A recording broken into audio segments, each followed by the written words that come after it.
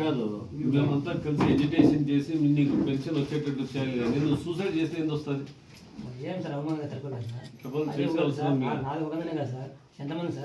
నీ వెనకల జగన్మోహన్ రెడ్డి గారు మేమంతా ఉన్నాము, మీకు వైఎస్ఆర్ కాంగ్రెస్ పార్టీ మీ వెనకలు ఉంది. ఎన్ని పోయినాయి? ఇక్కడ మాత్రం అయితే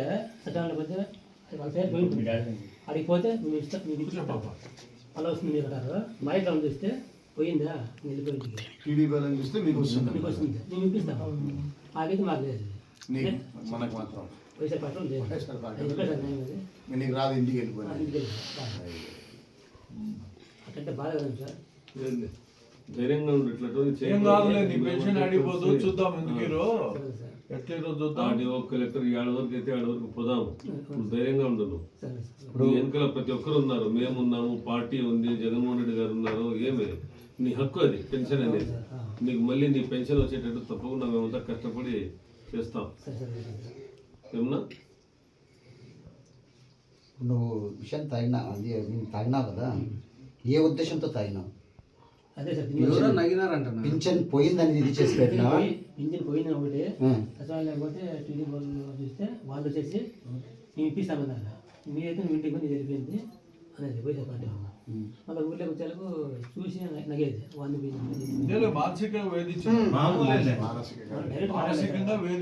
40 మంది ఇంకో పిల్లలు వచ్చేసి నీకు పోయింది కదా మేము ఇప్పిస్తాను. ఏంటంటే లీస్ట్ అంతా పెట్టారు సార్. లీస్ట్ అంతా పెట్టిన తర్వాత టీడీపీ వాళ్ళని మీ వస్తానే పెట్టిన పేర్లు అంతే అని చెప్పి చంద్రబాబు నాయుడు చెప్పినాడు వైఎస్ఆర్సీపీ వాళ్ళకి ఏ పని చేయొద్దని పబ్లిక్ చెప్పినాడు, మీటింగ్ లో చెప్పినాడు. అంటే ఆ సిద్ధాంతం ఫాలో అవుతాడు అంతా అంతేనా? వర్గంలే మతంలే కులంలే అందరూ ఈక్వల్, అందరూ నా రాష్ట్ర ప్రజలు, అందరూ నాకు కావాలన్నా అందరికి తెలుగుదేశం వాళ్ళకి అందరికి పెన్షన్లు ఇచ్చినాడు కదా. మేము కూడా సార్ అంటే వైఎస్ఆర్ పార్టీ మేము ఎంత పోరాడినా అంత పోరాడినా మేము కూడా అంత మనం బాగుండాలా అని. ఎవరికి కానీ ఇంతనా ఏమే కానీ ఇంత లేదని లేదు నాగార్జున, నువ్వు ఎప్పుడు వచ్చినా మేము ఇంటికి వస్తాం చూసినాం కదా. ఏదే కానీ లేదు. అదే నిన్న మన గెలిచింది ఈ ప్రభుత్వము, ఇది సపరేట్గా ఉంది. సపరేట్గా దీంతో ఇట్లా వదిలేసామనుకో ఇంకా వల్ల వచ్చే ప్రజలు చాలా ఇబ్బంది. దాన్ని ఖచ్చితంగా దాన్ని పైన తేవాల్సిందన్న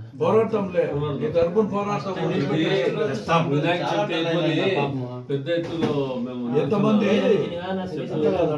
వినాయక చవితి కాదులే, వినాయక చవితి కాదు, 1వ తేదీకి వాళ్ళు ఎన్ని తప్పులు చేస్తారో చేయండి. 1వ తేదీకి మళ్ళా పెన్షన్లు ఇస్తారు.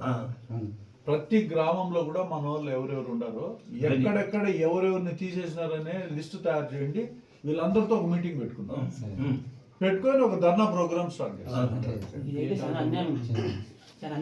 ఇది చెప్తాడు అన్న చెప్తాడు. ఇది 1వ తేదీకి తెలుస్తుంది. 1వ తేదీ అయితే 2 నెలలకు సంబంధించి పింఛన్ రావాలి. ఎందుకంటే లాస్ట్ మంత్ వచ్చి పింఛన్ ఇవ్వకుండా నిలిపేసినారు.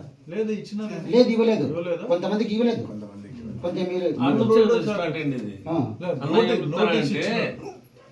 ఈ 1వ తేదీ చూద్దాం, చూసిన తర్వాత ప్రణాళిక వారం రోజులు ఈ 1వ తేదీకి వాళ్ళు పెన్షన్ స్టార్ట్ చేసి పంచుతారు. మధ్యాహ్నానికో సాయంత్రానికి క్లోజ్ అయిపోతాయి. ఆ రోజు అన్ని విషయాలు బయటకు వస్తాయి. అన్ని గ్రామాల్లో ఇన్స్ట్రక్షన్స్ ఇచ్చి మీరు ఎవరి మండలంలో వాళ్ళు ఏ గ్రామంలో 1, 2, 3 ఎన్ని తీసినారో చూద్దాం. దాని ప్రకారం మనం చేద్దాం.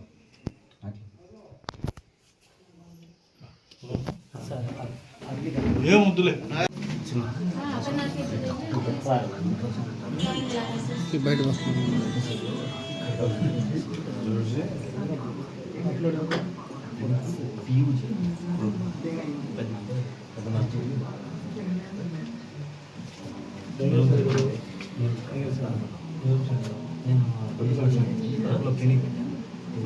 అందుకోసమే నన్ను టెక్నికల్ మాట్లాడుతూ ఉండేది. మెడికల్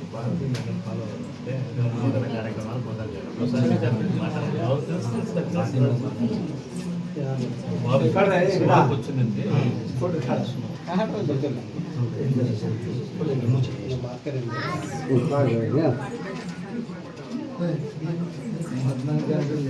ప్రభుత్వం ఏర్పడి 1 సంవత్సరం 2 నెలలు 3 నెలలు అయినా కానీ దౌర్జన్యాలు తప్పితే ఈ రాష్ట్ర ప్రజలకు ఏది దక్కలేదు. దాంట్లో కొత్తగా ఏదైతే దివ్యాంగులు ఉన్నారో, విభిన్న ప్రతిభావంతులు ఉన్నారో వాళ్లకు పెన్షన్లు ఆపి ఈ కూటమి ప్రభుత్వం దౌర్జన్యానికి ఇంకోటి వాళ్ళు మైలురాయి చేర్చినారని మేము చెప్పవచ్చు. మీకందరికీ తెలుసు, గత ప్రభుత్వం ఏదైతే వైఎస్ఆర్సీపీ పార్టీ ఉన్నిందో మన మాజీ ముఖ్యమంత్రి వర్యులు మన ప్రియ శ్రీ జగన్మోహన్ రెడ్డి గారు కులం లేదు, మతం లేదు, వర్గం లేదు, పార్టీ లేదు, ఈ రాష్ట్ర ప్రజలందరూ నా వాళ్ళే, వాళ్లకు పెన్షన్లు కానీ ఏవి పథకాలు వాళ్ళకు స్టాప్ చేయకుండా ప్రతి ఒక్కరికి ఇవ్వండి అని చెప్పినారు. అదే ఈ కూటమి ప్రభుత్వం వచ్చిన తర్వాత ఎవరైతే వైఎస్ఆర్సీపీ పార్టీకి మద్దతు ఇచ్చినారని వాళ్ళు ఆలోచిస్తున్నారో వాళ్లకు ప్రతి ఒక్కటి పథకాలు ఇవ్వకుండా ఈరోజు దివ్యాంగులకు పెన్షన్లు ఆపి వాళ్ళు సూసైడ్ చేసేదానికి తోడ్పడుతున్నారు. గండ్లపెంట మండలంలో నాగార్జున అనే ఒక దివ్యాంగి 2 రోజుల ముందు సూసైడ్ అటెంప్ట్ చేసినారు.